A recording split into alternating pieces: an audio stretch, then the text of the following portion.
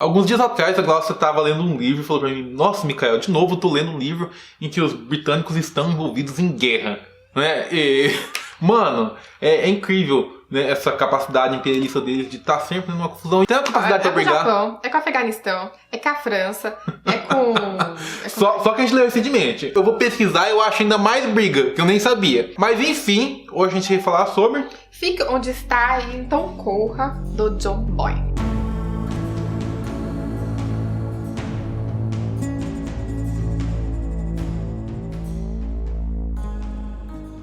O autor John Boyne também foi escritor do livro O Menino do Pijama Listrado. Pra começar aí, se vocês conhecem, né? Todo mundo conhece, né? Embora eu também não tenha lido o livro, não tenha visto o filme, já sei de cor o que acontece, porque... Já sabemos o final também, que é trágico. Né? Acho que a gente nem precisa mais assistir ou ler. Não, precisa sim. Esse livro faz parte de um projeto de livro viajante, só que não foi organizado pela gente. Foi organizado por outra leitora, mas estamos participando, então já estamos gravando para poder, né, enviar o livro para a próxima pessoa. Sim, eu vou enviar daqui a pouco. Saindo daqui, partiu o correio. Isso, exatamente. Esse livro tem como pano de fundo a Primeira Guerra Mundial, que se inicia em 1914. A gente acompanha o livro na perspectiva de um garoto, inicialmente de 5 anos, que é o Alf. Exatamente. Que ele tem algumas lembranças de aniversários que ele tinha, né? Ou deixava de ter. O livro começa já com o aniversário dele. Pô, né? Vai ser meu aniversário. E hoje ele fica um pouquinho chateado porque, né, as pessoas não querem comemorar. As pessoas não consideram uma data ideal para comemorar aniversário. E isso é notado pela vizinhança e ninguém comparece ao aniversário dele. E ponto, né? Verdade. No começo do livro ele tem 9 anos, mas começa com a lembrança dele de aniversário de 5 anos. E fica aquela questão. Por que ninguém vai comemorar o aniversário dele, tadinho? Mas está começando a Primeira Guerra, então ninguém tem clima de festividade. E uma criança não entende isso. Como você vai explicar pra uma criança que... Mas tudo bem. Até o Natal acaba esse conflito, né? É o que eles vão dizendo em todo o capítulo, sabe? Em toda parte você vai lendo. Não, daqui a pouco acaba. Até o Natal. Né? As pessoas são bem otimistas. Nossa, né? Tá sempre para até o Natal. Só que eles não falaram qual é o Natal. Você falou assim, a pessoa tá sempre otimista, mas igual a gente na pandemia. Vai acabar logo. Vai durar 1 ou 2 meses. 1 ou 2 meses. E nisso já passou o quê? Uns 4 meses. Se você tem uma perspectiva um pouco mais madura, você vê que não vai acabar em 1 ou 2 meses. Você vê que não vai acabar até o Natal. Vocês sabem muito bem como que é, né? O celular da Guava não para! Eu tô falando, dando sinal pra você parar, você não para de falar. E beleza. Até aí, fato. Ponto. Aí eles vão levando. Até que começa os recrutamentos. Eu não consigo olhar com o patriotismo que eles olhavam, né, aquela perspectiva de que eu tenho que fazer minha parte, né, é necessário. Não sabe, você vai lutar uma luta que... Não é sua, na verdade. Tá, é do país, mas, pô, o que o país fez, sabe? Será que eu realmente estou de acordo com as opiniões, com as ideias do país? Eu tenho um olhar crítico sobre isso. Então eu fico pensando que talvez se eu estivesse lá eu recebesse uma pena branca. não por covardia, mas por idealismo. Eu citei as penas brancas, que foi uma maneira que foi criada para poder coagir as pessoas a lutar as guerras.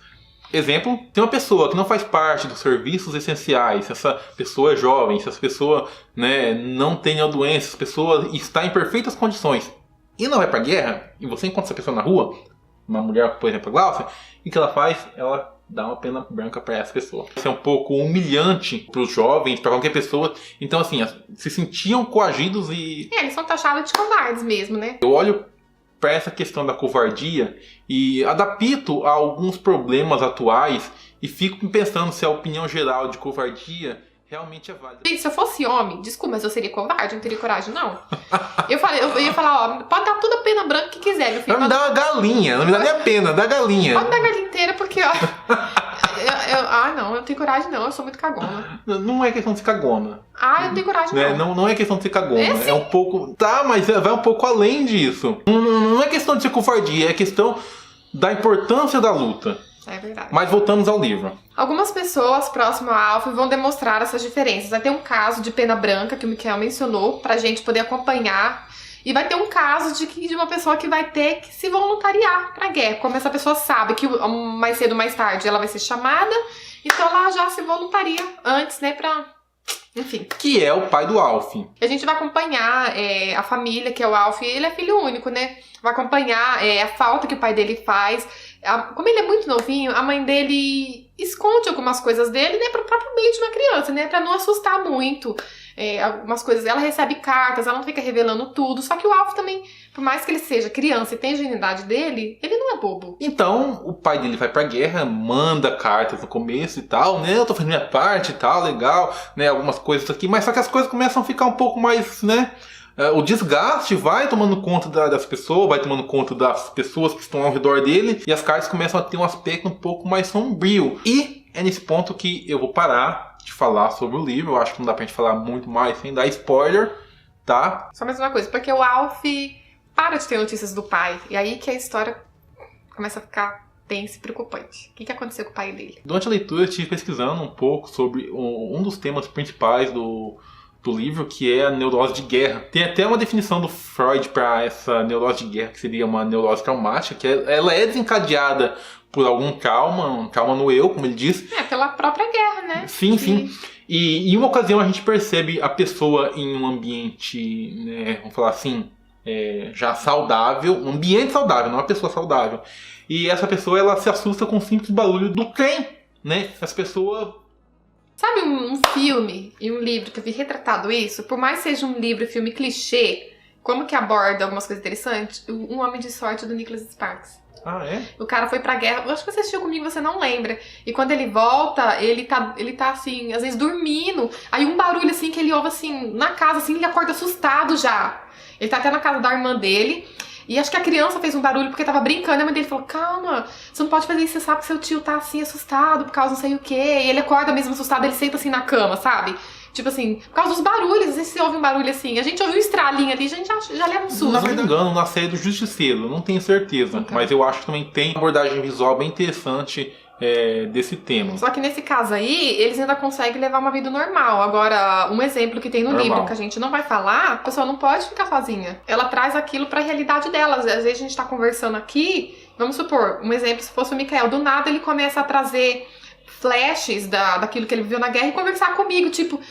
eu tenho que enviar aquelas cartas lá pro negócio de guerra, que eu tenho que fazer isso, tenho que fazer aquilo, sabe? Ele mistura a realidade com os acontecimentos da guerra. Embora superficial, tá? Ele não se aprofunda no tema da guerra, ele não se aprofunda nas problemáticas. Embora assim tenha uma ideia superficial do racionamento, das necessidades das pessoas, não se aprofunda nisso igual a outros livros, tá? Porque eu acho que, de fato, os personagens não foram atingidos de uma forma assim muito evidente na questão do racionamento. Eu acho que ele foi, mas como foi contado pelo ponto de vista de uma criança, ela foi meio que ocultada da gravidade da situação. Se Sim. fosse contado pelo ponto de vista da mãe dele mesmo, já seria diferente. Tá, eu sei que ela tava lá às vezes deixando de comer pra deixar pra criança, mas na questão do racionamento, o que eu quis dizer é que você pega outros livros que tem assim muito mais evidente essa questão do racionamento e causas, distúrbios, enfim, até mesmo todo esgotamento físico, até mesmo por crianças, né? Fica assim muito mais evidente. Nesse caso, você percebeu que teve assim um certo desgaste, mas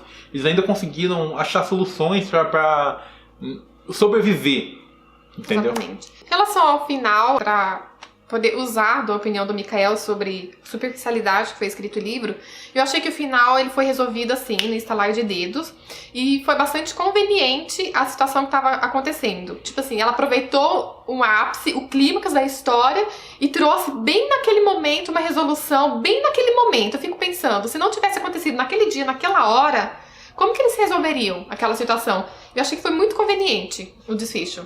Eu até entendo essa crítica do ápice, do final, da conveniência. Só que eu penso assim, no momento que acaba uma guerra, milhões de vidas, milhões de histórias tomam um certo rumo, pode ser favorável, né, para essa pessoa. E assim, suponha que essas pessoas sejam uma dessas famílias aí. Igual eu falei, foi bem conveniente. A gente ignora esse final, a gente sabe que tipo assim, pô, né? Mas o final é uma história, né?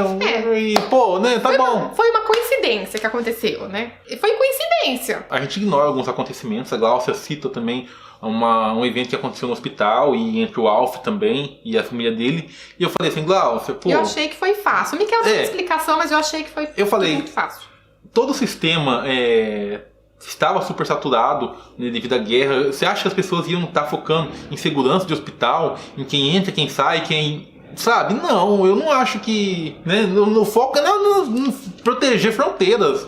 né? Proteger o céu, proteger tudo. Não ficar olhando em... Então, assim, a gente ignora por esses motivos, né? Pode até ser, é verdade. Mas, de forma geral, é um livro que vale a pena ser lido, sim. Por mais que ele seja contado de uma forma mais superficial, teve coisas que eu aprendi. Eu nunca tinha lido em nenhum livro até então sobre os Penas Brancas. Que eu já não sabia, já me instruiu, já nos ensinou isso. Cada livro que a gente vai lendo sobre a guerra, a gente vai aprendendo um pouquinho mais sobre alguma problemática específica. No caso, essa questão dos Penas Brancas dos ingleses. E a gente vai lendo outros pontos de vista e vai conhecendo outras coisas e outros detalhes que até então a gente não sabia. Exatamente. E apesar do Alf ter 9 anos, ele é um menino que ele é obrigado a amadurecer muito rápido. Sim, né? Sim. Até porque ele trabalhava, né, como engraxate, que foi uma coisa que a gente não citou nessa resenha até agora. Pra poder ajudar a mãe dele. Sim, isso daí. Então você acaba pegando um amorzinho por ele. Apesar de que, em alguns momentos, eu ficava, assim, preocupada por ele, né? Porque ele tomava umas atitudes meio sozinhas e eu falava, meu filho... É uma criança, né? É uma criança, eu falo, meu filho... Não... A gente pensando, né? Porque ele não tinha nenhuma instrução. A mãe dele trabalhava o dia inteiro, gente, não ficava com ele. E eu pensava, meu Deus, ele não sabe que ele tá se metendo, porque ele tá vivendo numa sociedade em guerra e ele tá tomando umas atitudes sozinho. Se alguém pega ele, esse menino tá ferrado. Mas enfim, né? Criança é criança, não tem a noção do perigo. Claro que tem consequências, claro, né? Eu gostei dessa resenha, eu gostei desse bate-papo nosso. Eu gostei. Ficou interessante. Eu não sei se vocês gostaram, porque assim, a gente trouxe alguns temas aí um pouco mais... A gente discorreu um pouco mais do tema. Sobre o livro. Né? Não é sempre que a gente faz vídeo assim, às vezes a gente é um pouco mais superficial, mas... Depende do livro, depende do tema também. Tem coisa que você não pode abordar muito. Tem coisa que não dá pra você falar. Tem coisa que você pode falar bastante. É verdade. Nós vamos deixar o link de compra, caso vocês tenham se interessado. E queremos também saber a opinião de vocês.